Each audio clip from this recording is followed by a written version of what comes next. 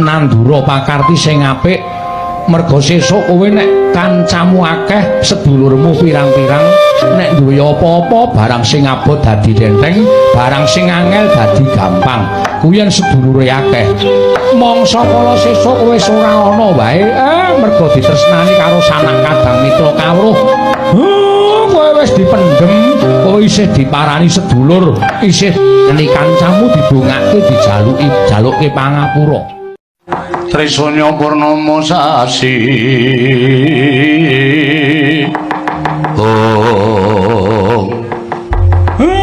Manik Maya lah kok ngliga pusaka kadewatan Kakang Semar sampun boten wonten raos sabar malih wonten manahipun ingkang rayipun Manik Maya dinten sak mangke Kakang Semar keparing maringaken dhateng Atmaja panjenengan Bagong menapa mboten menawi mboten kula mentala bumi angus padukan mring apus mriki Kakang Semar sabar to ora kaya ngono kuwi lah kok dadi kowe nuruti karo karepe Bagong Bagong ki wong srogal-srogol Bagong ki wong kebak sembrono nek tok tanduki malah kowe engko kewirangan dhewe larak tenan to dewa-dewa kalah mungsuh anakku Bagong mergo nggonmu nuruti karo mubal babaling nepsu ingkang mbok ora iso mbok peperwekasan gawe wirangmu dhewe kula sampun mboten peduli Bagong mboten panjenengan pasrahaken kula ingkang badhe damel bumi angus padukaning pringapus wis dalah wis iki men durus bapak ora usah nesu manut karo bapak nek ora manut ndak malah ora klakon aku mangkel kok kaya lanang-lanang dhewe Bathara Guru kok dumet tangane papat ayo gelot karo aku ning tanganmu loro wae lho tanganmu loro wae piye wong tangane wis papat kok wis kowe ora usah melu-melu ben bapak kok men bapak terus saiki karepmu piye kula nyuwun Bagong badhe kula cemplungaken kawah Candra Dimuka lha aku ki wong tuane nek Bagong cilik loro gedhe tekaning pati aku sing ora entuk aku sing ora trima lajeng paringipun Kakang Semar kados pundi Dewa Ndaru Jaya Ndaru mbok wenake Bagong apa ora Bagong sampun wani kalian kula mboten badhe kula paringaken nadyan kanthi syarat srana menapa kemawon mboten badhe kula paringaken kowe kandha saiki kowe kandha syarate apa wae bakal tak turuti aku mesti saguh minangkani syarat ingkang mbok aturke kelawan aku Manik Maya tan samar pamoring sukma Sinukmaya winayu ing asepi sumimpen telenging kalbu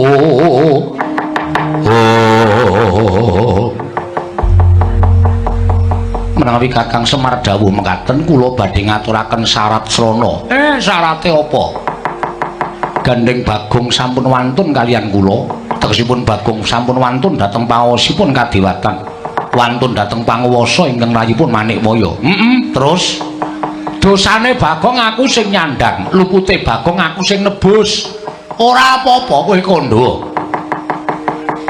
menawi Kakang Semar mboten marangaken Bagong kula buyung dhateng Kayuwangan sakmenika ngaten kemawon Kakang Semar dados lintunipun ijole piye Kakang Semar kula boyong dhateng Kayuwangan sawise tekan Kayuwangan menika Purbawasa menastanipun ingkang rayipun Manik Maya wonten ing Kayuwangan sak mangke Kakang Semar dados lintunipun Bagong nampi pidana saking rayipun Jatimurti sagah menapa mboten lakonane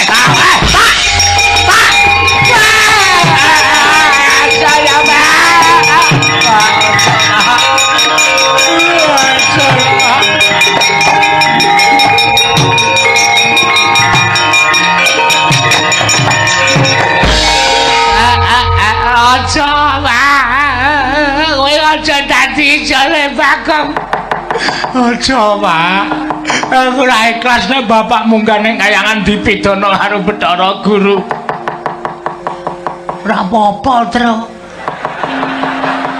rang rasa nangis ku bapak sing tenanan ki ngono kuwi supaya kowe iki apa ndek gegayuhan Terus lakone kaya sing tak lakoni ini bapak mesti yo ngiklaske. Sing jeneng wong tuwa netepi tetembungan anak pola bapak keprada. Kuwi ngono kuwi ya Pak ya. Wis ora masalah. Bapak ki wis tuwa ki lakune nang ndi meneh to? Kejaba ora mung mati to. Saiki ya mati, sesuk ya mati ora masalah. Dene tapuk sepatu cangkemmu wae. Anak kok kaya ngono wis bareng ora apa-apa. Bagong ki omongane bener. Aku urip ya wis pirang-pirang abad suwene nganti tekan kaya ngene kok urung ana tandha-tandha aku tekaning pati. Lah iki malah sing arep mateni aku dewaning para dewa ki rak padha karo bapakmu ki disuwargake. Ngandel ora. Bapak wae ikhlas kowe do nangis sing apa? Ya mengene wae bapak ki sadurunge mati kon ngetokke sertifikate iki cacahe pira? Kok paraimu ora. Weh, ngono lho, Truk. Kan adil dong lumlacat. Wong kok sing diarep-arep kok warisan ora. Aja, Pak. Kon duwe sertifikat 3 ngandel ora. Ditumsik Pak, gek mati ora masalah. Bagong pancen setan tenan kok. Aja Pak, emok Pak.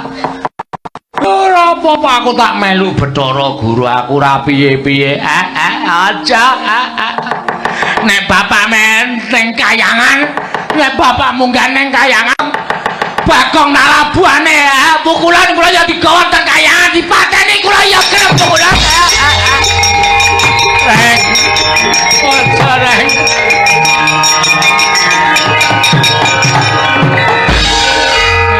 Wis Truk, aku ya wis tuwa, umurku ya wis pirang-pirang. Wong urip lakune nang ndi neng? Kejaba mau mati, bapak mati aku ya tak mati. Wis kowe rasa melu-melu. Aku ya ora mentolo karo kowe. Aku ya ora mentolo karo bapak, ya ora mentolo karo kowe, Reng. Nek bapak arep dipidana karo Bathara Guru, kowe arep dipidana karo Bathara Guru. Pukulan kula mboten kantun, kula ya melu teng kayangan mang pidana sisan kula.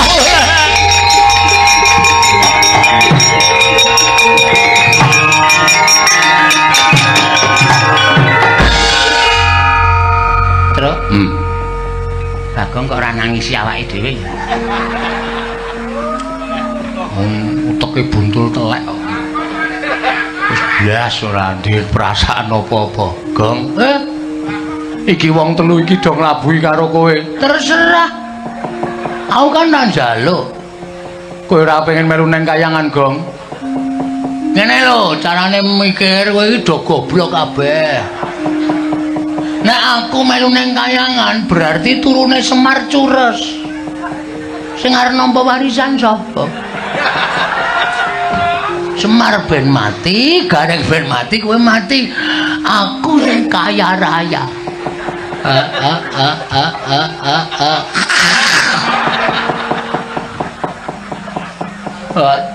Cangkem kok kaya ngono. Wae aku nang omah wae. Nek nganti aku kok gagal gegayuanku mbangun niki, sapa sing dicucuk? Wis, nek pancen do ikhlas mbelane aku ora masalah. Aku matur nuwun ya, Reng. Matur nuwun ya, Truk. Matur nuwun ya, Pak. Wis do mbelani karo aku. Pun kula nggak digawari. Pun mboten sak ditakon cemplung kawah blung modar kabeh pun. Iya, aku ngene iki nglabuhi kowe lho, Gong. Aku ya ngerti kok, wis tenang. Engko tak tulis nang tembok omahku. Pahlawanku 1 Semar, 2 Gareng, 3 Petruk. Pahlawanku. Ya dilukis. Wah, angel lukis matamu iki lho, Reng. Setan tenan rata-tenan. Kakang Semar. Piye? Panjenengan sampun ikhlas. Ora ikhlas sebab apa? Apa mung mati kok ora ikhlas. Mati kuwi sangkane dhewe-dhewe. Upama sangkanku saka kowe ya wis tak terima-terimake. Nolo Garing ikhlas. Mboten ikhlas ngapa? Bapak ora ana kok kula kene urip-urip sing sambat sebut karo sapa? Petruk ya ikhlas. Mboten ikhlas pun mang beto kula telu-telune teng kayangan. ganti sule Bagong sawise Semar garengan Petruk ulun cemplungaken ing kawah Candra Dimuka ulun bakal maringi Dewandara lan Jayandara lawan Bagong Semar Badranaya.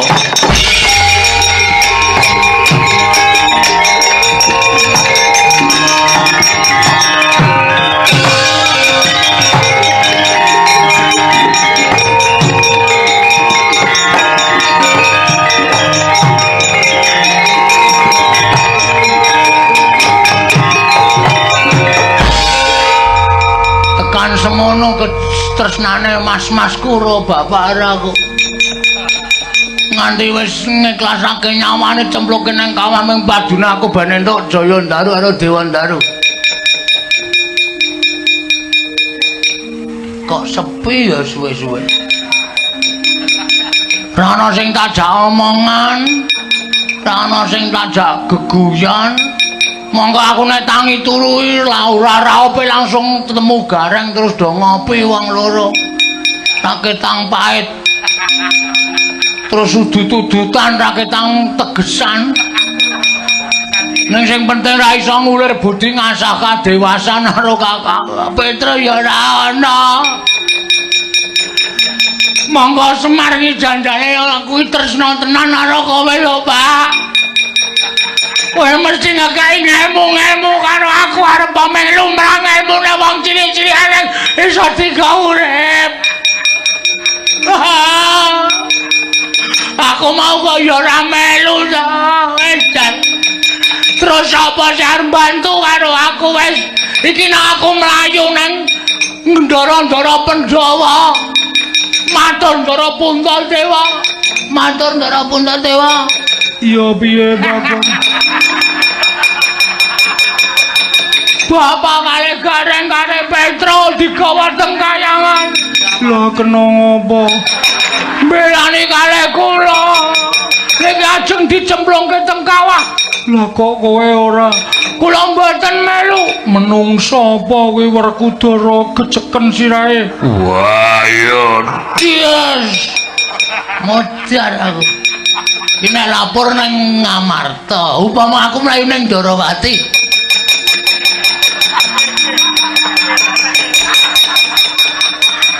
Matur sinuwun Kresna, langsung ngono mangadil nuwe. Ana jasmintane ngono jagat wacane Ngobadara. Ana apa wae, Gung? Kok kowe tawang-tawang tangis?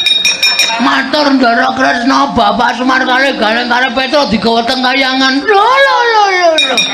Sebabe apa? Sebabe mbelane kali kula. Lah kok kowe ora mati? Nggih, wong baterane tesih wutuh. Oh, adalah sencakilaran. Senika kesaken aku. Lah, tak mati meneh. Nendi ya iki? Polsek kowe apa ya? Lapor, Pak Polisi ada kematian. Di mana TKP? Di Kayangan. Nah, mumet polisi lar nang Kayangan. Gimana sampai di sana? Patroli nggak bisa sampai sana. Sudah terserah, kamu urus sendiri. Wes rampung. Siapa ya? Sowan Prabu Dasamuka wae Pak ya. Prabu Dasamuka iki kejeme ra jamaah-jamaah. Munteng wae dipateni. Jane dandran. Wis cilaka iki wis. Weh. Oh iya, Dik. Bapak iki sing sedulur. Ngendikane para sing do ngerti iki, bapak iki biyen lahir ndok. Kok bapak to? Sang Hyang Tunggal ki nglairke ndok. Terus kuningane dadi Sang Hyang Guru, kulite dadi Watagok, teleke dadi Semar. Putihe, telek putihe dadi Semar. Weh.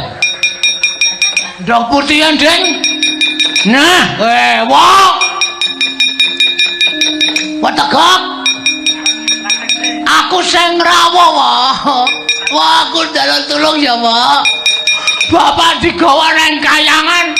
Nek si Watagok ora iso nulungi bapak tak jembarke cangkemmu, Wah. Wah. Omahe Togok ngendi ya? GPS. Togok. Oke, oh iya.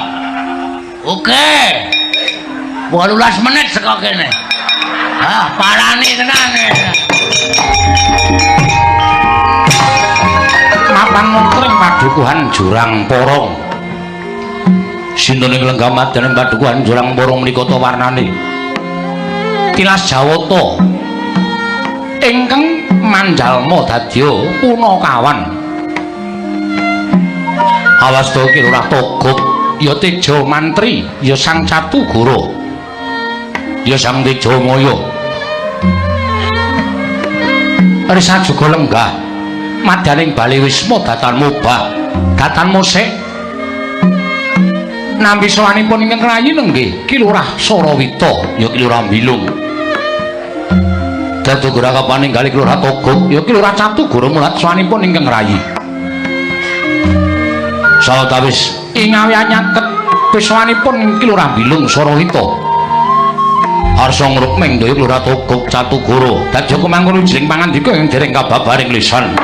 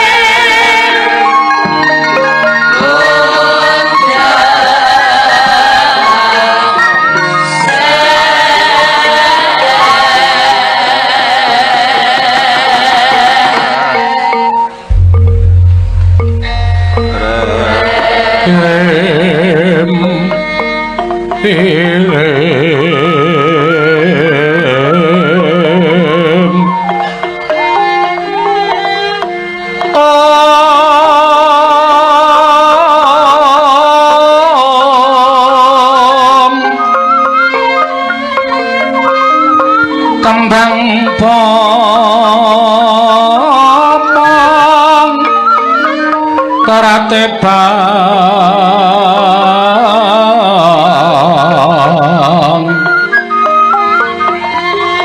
perayungan loma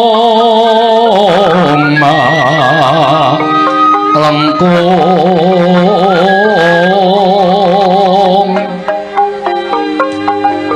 tumalong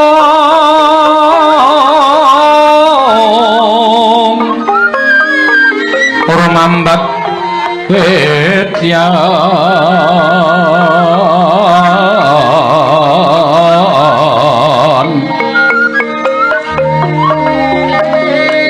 wes semu kang mawur raras slamet tekamu tolong ana ing Jurang Porong kene pangestune Kang Togog. Slamet tekaku Kang, aku ngaturke bektiku katur ya Kang Togog. Tak tampa. Ora kaya biasane. Kok kaya lesu. Kaya ora duwe krekat lan sarengat. Semangat nggone Kang Togog. Manem Brama kelawan rawing Ratu Agung sejagat. Ora leman lu. Ya pancen bener. Aku ki janjane lagi ngelokro. Lah ngapa? Ora kok kowe kok saiki kok aleman kok rupamu kaya gendut dalang cong waidut. Ae karang ya tukule rambut ki ora ajeg. Ning ya ora apa-apa malah tambah bagus. Lah iya, lah ngapa? Jarene dina iki kowe ngangseni karo aku golek bendara anyar, golek raja sabrang didadekke bendara men penguripane iki lancar. Jane ngono. Lah kok ora sida, kok malah begogok ning ngarep omah. Aku ki ora mikir karo awakku. Lah mikir apa? Prasaja wong kancamu ki ya ming aku. Nek kowe duwe bot repot ya mesti tok kandhake karo aku to Kang. Semono uga nek aku duwe bot repot ya tak omongke karo sampean, diudari bareng-bareng. Ora kaya biasane anggere muni golek juragan anyar iki kowe mempenge ora jamak-jamak. Lah kok saiki kok nglokro iki jane sing tok pikir apa? Ora kaya biasane aku ki kok gagas impen ya lho. Impen apa?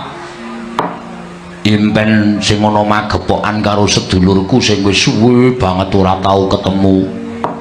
Kowe ndek sedulur to? Duwe no. Sapa?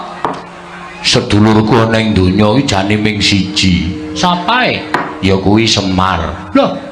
Semar kae sedulurmu to, Gok? Kaya adikku. Weh, ayo. Mula kok nek Petruk Gareng Bagong ketemu aku kok le mreteli sandangan sak penake dhewe. Ayo kaya ngono kae pambegane anake Semar. Monggo Semar kuwi uripe ning tanah Jawa, kowe karo aku uripe ning tanah Sabrang. Lah kok dadi Semar ki manjing ning impenku. Lah kowe ngimpi apa perkara Semar? Tanpa kanyono-nyono kok Semar ki kaya numpak prau. Loh, ana Sumatera apa? Ora. Lah kok numpak perahu? Semar numpak prau, aku ngawat-awati saka pinggiring segara. Ora nganti kanyono-nyono, prau kena ombak gedhe, Semar kendang kapracundang aku bengok-bengok. Sak seru-serune merga weruh Semar digawa dening bantering alun. Ning Semar wis ora ketok, kaget aku nangis tangi turu ngantian. Mongko ora tau ketemu lah kok dadi bareng aku ngimpi babakan adikku lanang Semar kok nganti mbrebes mili. Impen kuwi werna telu, Gok. Titiyani, Gandayani, Puspa Tajem utawa Kacitra, Kasudarsana, Kadara Dase. Impen Titiyani kuwi wancine jam 09.00 tekan jam 12. Kuwi mung wong duwe pepinginan sing ora kelakon tegese wong lindur, wong ketonto. Upamane kepengin tuku penganggon mongko urung kelakon nganti ketonto kegawa ning ngimpi kuwi jam 09.00 tekan jam 12 Titiyani. Gandayani iki jam 12 tekan jam 2 kuwi impene wong turu. Wong ki nek ora ngimpi jam semono kuwi ngibarate wong mau wis bisa disebut mati suri. Oh, malah kowe ngerti. Ngerti? Lah terus Impen sing pungkasan ya kuwi Puspa Tajem utawa Kadara Dase kuwi jam 2 bengi tekane jam 4 esuk. Kuwi impen sing bakal ana maknane. Aku ngetangi gregah kuwi wis krungu kluruking jago. Lah nek ngono impenmu kuwi klebu impen Puspa Tajem utawa Kadara Dase. Kuwi impen sing ana maknane. Terus maknane apa? Lah kuwi sing aku ora ngerti wong aku ora nggawa bukune. Mangga biasane aku ki nek ngimpi mesti tak tileki nggon buku. Nek ngimpi segara kuwi ya paling ora 0. Terus nek kapal kuwi 4 ya tukunen bolak-balik. Totok mudar ora. Wong impen tenanan kok malah disambung rapetke sing ora-ora.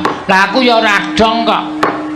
ning saya suwe kok atiku saya melang-melang kaya ninggal jejabang nepi ning balumbang. Ku geneng apa-apa ya, Lung.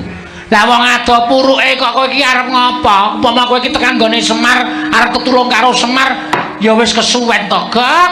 Wong tanah Sabrang karo tanah Jawa ki dadak liwat segara kok aneh-aneh. Mbok ya wis ora usah gagas sing werna-werna, gagas karo uripmu lan uripku ayo golek juragan Ratu Sabrang sing anyar terus diderekke. Wis ngono wae, netepi karo kewajibane awake dhewe urip ning alam padang minangka dadi batur sing tukang tutur-tutur karo bendarane awake dhewe yen ana tumindak sing ora bener. Kuwi kewajibane awake dhewe ora usah dadak aneh-aneh. Lah iya ning kok atiku ora kepenak, atiku krasa ora jenak. Ora usah tok gagas, wis to. Nek tok gagas terus-terusan malah ora prayoga kedadiane. Wis saiki ngene, budal kowe arep ngajak nendi, ayo tak derekke. Perkara impenmu kuwi sisihna saka rasamu. Mengko nek kesuwen kowe karo aku ora netepi kewajiban malah ngrekoso. Nampa duka saka dewa malah ora kepenak uripe awake dhewe lho, Gek. Ing toko yen malegak legok trembilong kang sarawita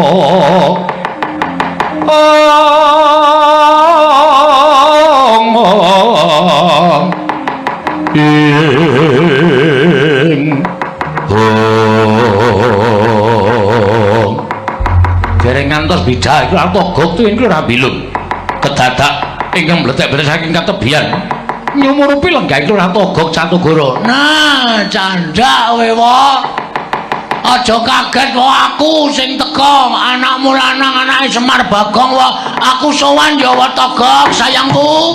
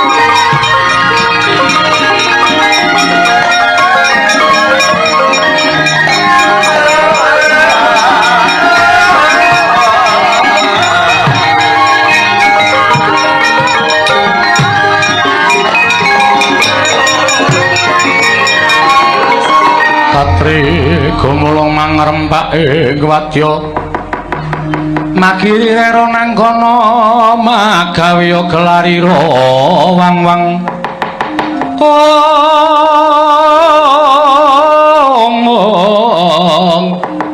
magiri rero nang kono magawe gelarira wang-wang iki ora pangling rak Bagong to. Wae. Lho kok tekan kene. Ngrekoso goleki alamatmu iki. Ning nyatane tekan kene. Aku ngaturake sembah pangabekti kula. Ku katur ya, Wa. Ya tak tampa. Wah, edan kowe tambah sugih. Ya mergo saka nyambut gawe nderekke Ratu-Ratu Sabrang. Ora ning lho, lek musuh iki ngutuyul mburimu kuwi to, Kok. Ora ngawur iki Pakdemu mbilung. Wah, iku brengos barang saiki. Samet kowe, Gang. Samet, Pakde. Ya syukur. Karo sapa dhewe? Lah kok dhewe kok dulur-dulurmu ora tok jak tilik karo Pakdene. Sepisan aku tilik kawidadane Siwa Toga. Angka 2. Kowe ndedet ora kok? Kok tekan dhuwit. Kowe sandangmu teng gebyar ngono ketok nek saiki wis rada mukti. Mula nyambut gawe sing apik, nyambut gawe apa wae iki ditemeni, ditenani. Mergo kuwi bakale awuh rejeki. Nek kowe entuk gawean nyambut gawe ming tok sepelekke arep nyambut gawe apik kaya ngapa ya rezekine bakal rendet. Nek nyambut gawe saanane ning ditenani kuwi bakal awuh rejeki. Matur nuwun wejanganipun Siwa Tegok. Yo. Lah terus kowe mrene arep ngopo? Wah, aku arep nangis, Wah. Lho. Arep apa? Arep nangis. Nangis mergo Kowe tau omongi ya, Wah. Iki mau omahku geger. Geger mergane Aku kira kepengen bangun wewangunan kanggo srana ngundhake penguripaning para masyarakat. Lah sranane kudu ana syarat srana sing winastan kayu Dewa Ndaru karo kayu Jaya Ndaru. Heeh. Siwa ngerti? Ngerti kuwi papane ning kayangan. Terus ayo tak takon karo Watami. Togok. Nah, apa jenenge iki? Siwa iki jane kakangne bapak. Iya tuwa dhewe aku. Nomor 2 Bapakmu. Nomor 3 Bathara Guru. Bathara Guru ki sengitra bapak ya, Wong. Oh wis suwe. Mergo bapakmu ngantekan seprene iki ora tau gelem sembah, ora tau gelem tata krama karo Bathara Guru. Ya mergo bapakmu ki mendem rasa mangkel karo Bathara Guru. Nek jane aku dhewe iki ya mangkel. Mergo diapusi karo Bathara Guru. Nganti saiki guru dadi dewaning para dewa iki mergo aku disingkirke ning jagat karo bapakmu. Wah, bener. Heeh, terus Bathara Guru rawuh nang nggon aku njaluk Dewa Ndaru Jaya Ndaru dadi geger. lho. Geger Aku mungsuh apa jenenge dewa-dewa perang. Mulai edan kowe iki. Kowe iki mung titah kok wani karo dewa. Nyatane menang kok. Lho, iso menang. Ora ndelok. Ora. Wah, telat lehmu teko wae. Sona iki nang ndelok wayang jam 09.00. Ora bengi-bengi lagi teko. Ayo wong kekuatane utawa duwene kalodhangan lagi saiki kok. Lah terus Bathara Guru nyekel tes. Tri apa ta? apa?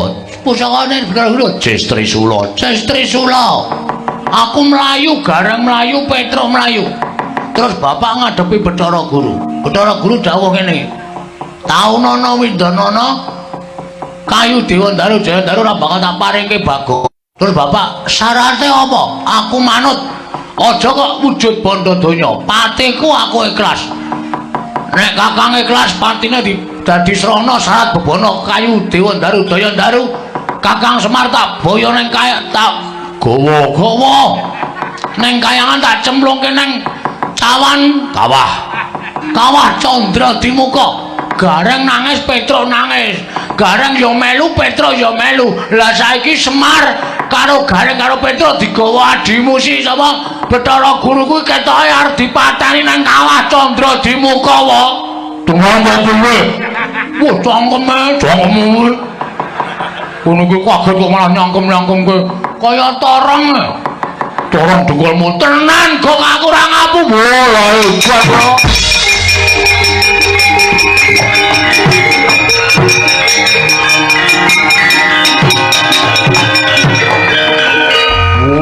Wis prayori dan mane maya kuwi piye to ya? Karo kakane kok isih sengit kaya ngono kuwi. Lah terus piye, Gong? Lah, aku rene iki aku arep nyuwun senjata pitulung karo Siwataka. Gandeng kowe kakangne bapak. Nek kowe ora mbelani bapak, berarti kowe iki ora tresna karo bapak. Aku tresna karo bapakmu. Saiki piye carane Siwataka supaya mbelani karo bapak? Wis ngono wae. Nek Siwa ora gelem mbelani karo bapak, ora mung aku sing ora trima. Nek sak anak putuku ora trima karo Wataka, ajar dhewe kowe. Wong sapa-sapa karo diamuk lho. Wis mangsulan. Gong, Apa? aku wis sumpah sak jek jumlek wis aku semoh munggah ning kayangan. Wis dadi titah ya dadi titah. Waduh. Terus? Lah nek Kowe pengen njaluk pambiyantuku, aku ya iso mbantu ning ora munggah ning kayangan. Sapa ning kon munggah? Kuwi tuyul mburimu kuwi. Bilung. Bilung. Bilung ya ora gelem munggah ning kayangan. Lah terus Kowe wae munggah ning kayangan. wo tak suwek tenan lambemu kowe. Aku iki njaluk pambiyantuku kok malah kon munggah ning kayangan. Sranane kowe tak gawe supaya gampang mlebu metu kayangan. Sanane piye? Kowe tak gawe wujuding titah sing gampang mlebu ning kayangan. Sapa kuwi? Ning kowe gelem ora? Gelem, wonten aku iso nyelametke bapak. Tak gawe tak salin wujude bendaramu Madukara. Laguyan lho, Gek. Serius. Tenan. Aku dadi Ndara Janaka. Hooh. Iso apa? Lho iso.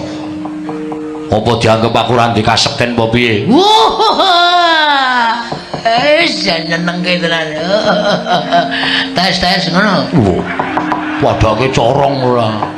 Senenge ndelok cangkemmu, Gek. Cangkemmu kuwi karo padine kok nyangkem-nyangkem kowe ora. Sagu ora? Sago.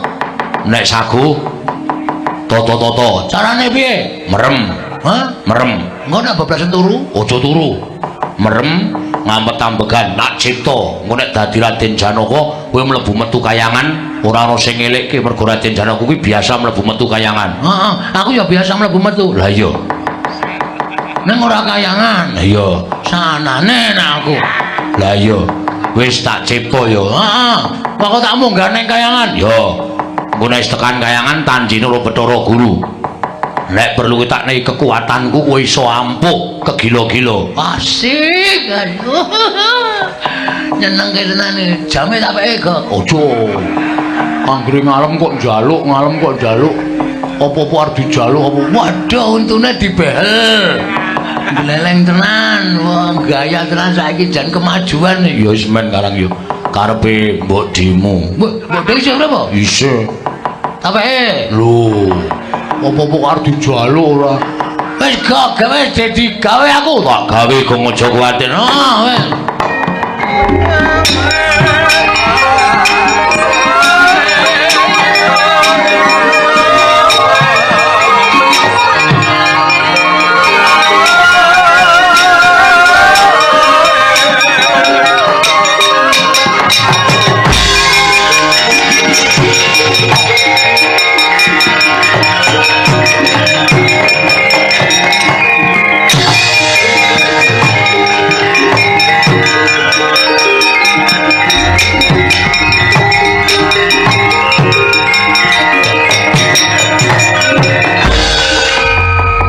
Wis apa ora gleleng nek wis ngono kuwi.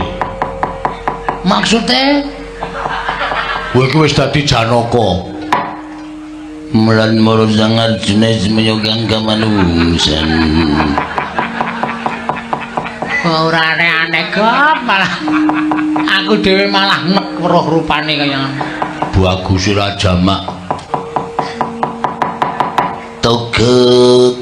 Lah suarane ketara. Wah, janangan nyuarake Ndara Janaka iki. Coba nyura. Toko ngono. Togek kekasaran. Togek. Palusen. Togek. Coba digedhekke sithik. Ucel-ucelen. Patunya lho kowe. Suarane Larak ngono. Togek. Ah, semono kuwi wis pas. Ndara Janaka ana apa Togek? Tejo mantri. Nggih. Niki Panakawan sami dibeta Bathara Guru. Panjenengan kedah nyelametaken. Iwang pikulun manik maya Togek sing wani mboyong Semar garing kelawan Petruk. Nggih. Aku tak munggah ning kayangan Togek. Monggo mawon. Sing isih tiket pesawat opo Togek? Andel ora, wong-wong sembrono kok dadekke satriya serius. Ah mesti ora serius. Togek. Pun gak minggah teng kayangan kula wis jeleh nyawang saya togat togok. Iwang Pikulun Manik Moyo ora nglepasake Semar Petruk lan Garing. Aku ingkang ora trima toga tantrimanipun Raden Janaka tekun bayar 2 kali lipat. Luwek. Wis arep munggane kayangan ya sakaremu ora ya sakaremu. Tegek Wonten dawuh. aja ngono Tegek, aja jeleh. Ulun berangkat saiki. Nggih pun ngatos-atos. Tegek Nun. Janaka kuwi nek mlaku kudu nganggo gending. Bola wis iki. Iki mung arep ngrusak tatanan iki. Subuh Kasminto. Subuh Kastawa. Nalikane Wah, tembange dhewe. rahing dalu wong aku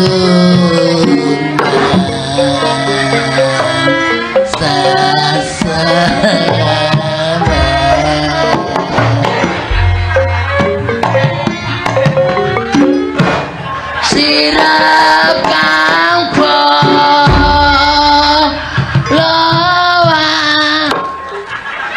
Kowe iki gerangan ya ora tanja kok. Wong Bagong kok dadekke Janaka iki rak malah kaenggo ditonton kawula rak do ngisin-isin Ndara Janaka nek konangan sing asli piye? Mbok semen mutar mbok men ora. Aku ya sugah caturan ro Bagong ora. Mesakake galo kae malah nyaruk-nyaruk lemah bleduke ra jamak-jamak. Joget kok kaya jatilan kaya ngono. Wis benengke wae ngono. Ora ana apa wae.